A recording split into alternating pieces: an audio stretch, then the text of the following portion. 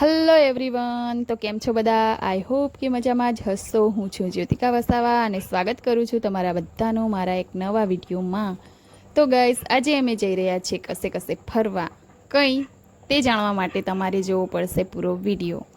તો અત્યારે અમે પહોંચી ગયા છીએ રાજપારડી ને અહીંયા લાઇટ નથી, તો ગેસની લાઈન પણ નથી, પણ અમે 1.5 કલાકથી અહીં આરામ કરીએ છીએ.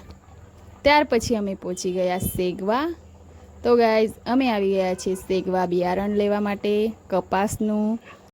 ગાઈઝ, અમે દર વર્ષે અહીંથી જ બિયારણ લઈ જઈએ છીએ અને અહીંનું બિયારણ સારું હોય છે. તમે કંઈથી લઈ આવો છો? તમે ખેતી કરો છો કે નહીં કરતા? કમેન્ટમાં જરૂરથી જણાવજો. એમ તો આપણા વિસ્તારમાં બધા જ લોકો ખેતી કરતા જ હોય છે.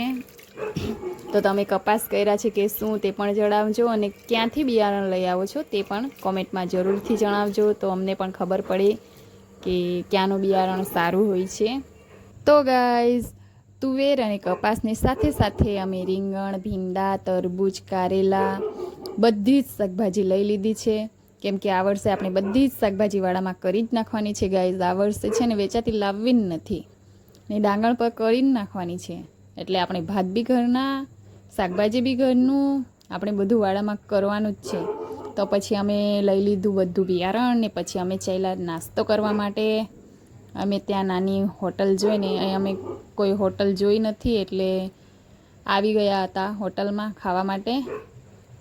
અહીં ખાલી ફાફડા, સમોસા અને ભજીયા જ મળતું હતું, એટલે અમે થોડા ફાફડા લઈ લીધા અને થોડા સમોસા લઈ લીધા. ને છોકરાઓને પણ ફાફડા સારા લાગ્યા એટલે ખાતા હતા. કાયરવ સમોસો ખાતો હતો ને પેલી ત્યાં સામે જુઓ બટાકા છોલતા છોલતા ભાઈ ઊંઘી જ ગયા છે.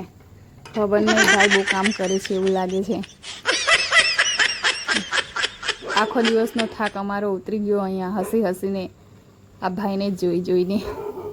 તો ગાઈઝ, નાસ્તો કરીને પછી તરત અમે નીકળી ગયા ઘર તરફ. ને આ બાજુ નજારો જુઓ તમે, કેટલો મસ્ત. ગાઈઝ, આ બાજુ છે ને બધા કેરીઓ વધારે બનાવે છે, કેળા.